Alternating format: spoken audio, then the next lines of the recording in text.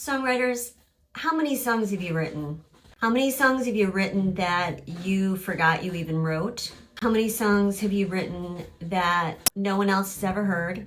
How many songs have you written that only a couple people have heard, but then it went no further? And how many songs have you written that actually have gotten out there and have been able to find an audience? Something that a lot of people don't really think about before they enter into any kind of creative vocation or hobby is just how much of your creative energy and what you actually do create doesn't ever see the light of day regarding an audience. It can be a bit soul-crushing at times.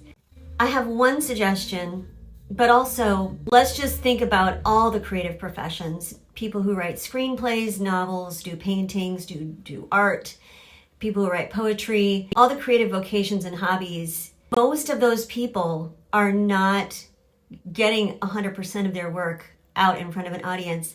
And in fact, I would dare say most of the people, like professional screenplay writers, like most of their scripts don't go anywhere, right? So if you consider all the songs that are on the radio, for every one song that's like hit the charts, how many millions of songs have been written? It's just a fact. We don't have to like it. It's okay if you don't like it. It's just a fact. But I think it's good for us to just talk about because it is a thing and it can be a bit demoralizing and it can make you tired. You know, when an artist will just practice drawing hands over and over again just to work on drawing hands, sometimes you write a song just to get better at something. And it's not necessarily a song that's going to go anywhere. I mean, if it does, great. But sometimes it's just more of an exercise. First of all, I just want to say I extend empathy to all that. But so my one suggestion to try to increase the odds of your songs actually finding an audience is if you are not already able to create your own recordings, figure out a way to do that, even if it is just one instrument in your vocal to get a good quality recording of it, or if you're not proficient in an instrument, you can actually create a music bed without being proficient in an instrument. There are enough tools right now.